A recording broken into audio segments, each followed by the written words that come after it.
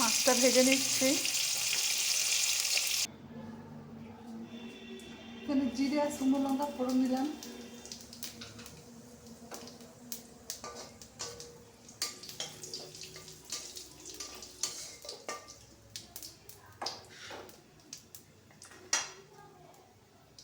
এবার পেঁয়াজটা দিয়ে দিচ্ছি।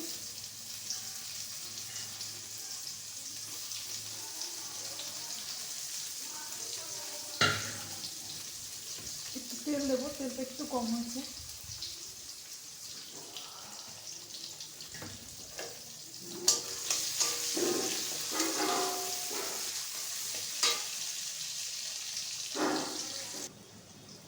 এবার আদা বাটাটা দিয়ে দিচ্ছি।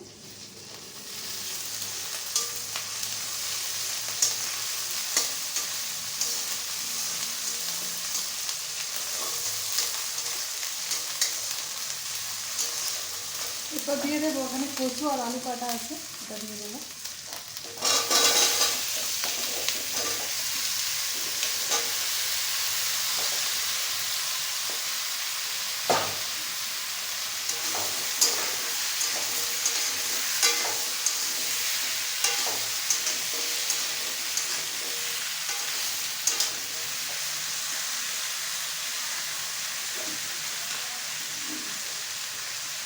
এবার পরিমাণ মতো লবণ দিয়ে দিচ্ছি।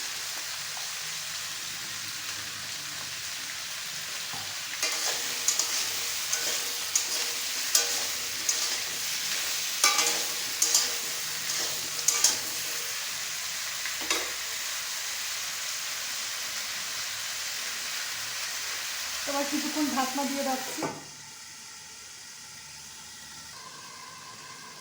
এরপর ঢাকনাটা খুলে একবার নেড়ে দিলাম।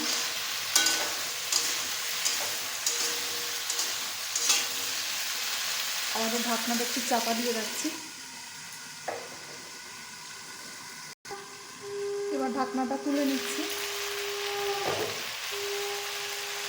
এরপর দিয়ে দিচ্ছি হলুদ গুঁড়ো। এরপর একটু লঙ্কা গুঁড়ো দিয়ে দিচ্ছি। যেহেতু একটু লঙ্কা গুঁড়ো কমই দেবো, এটা কচুর তরকারি তো, এটা বেশি লঙ্কা গুঁড়ো টানবে না, একটু অল্প লঙ্কা গুঁড়ো দিলেই হয়ে যায়।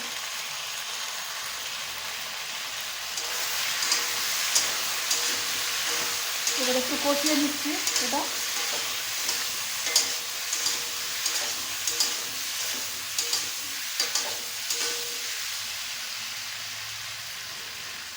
এবার একটু জল দিয়ে দিচ্ছি।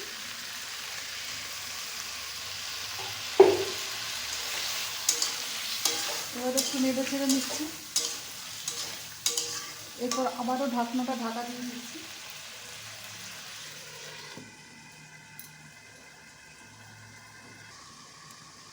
এরপর ঢাকনাটা খুলে নিচ্ছি।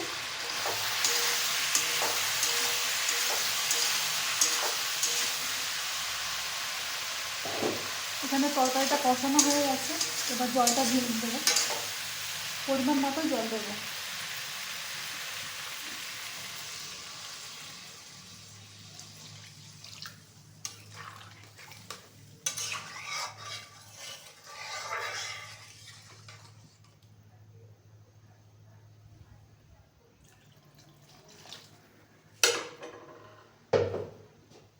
এবার এই ঢাকনা দিয়ে দিলাম।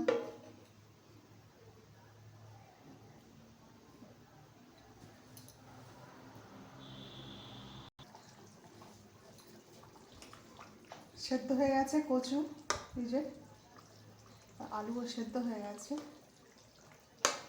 এরপর আমি মাছটা দিয়ে দেব।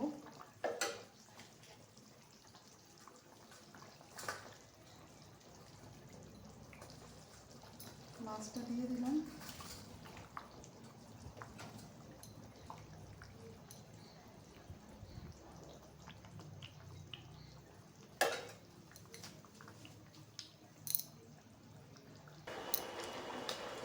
তো আমি তরকারিটা এতে নিয়ে চলে এসেছি। আমি তাড়াতাড়ি করতে চাইছি তরকারিটা একটু, ওই জন্য এতে নিয়ে চলে এসেছি। আর এতে তাড়াতাড়ি হয়ে যায় তরকারি, গ্যাসের থেকে এতে তাড়াতাড়ি হয়ে যায়। আবার এতে ধনে গুঁড়ো দিয়ে দিচ্ছি।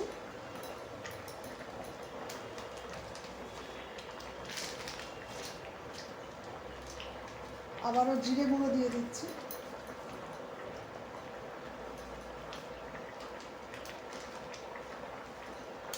আবার একটু নেড়ে দিলাম।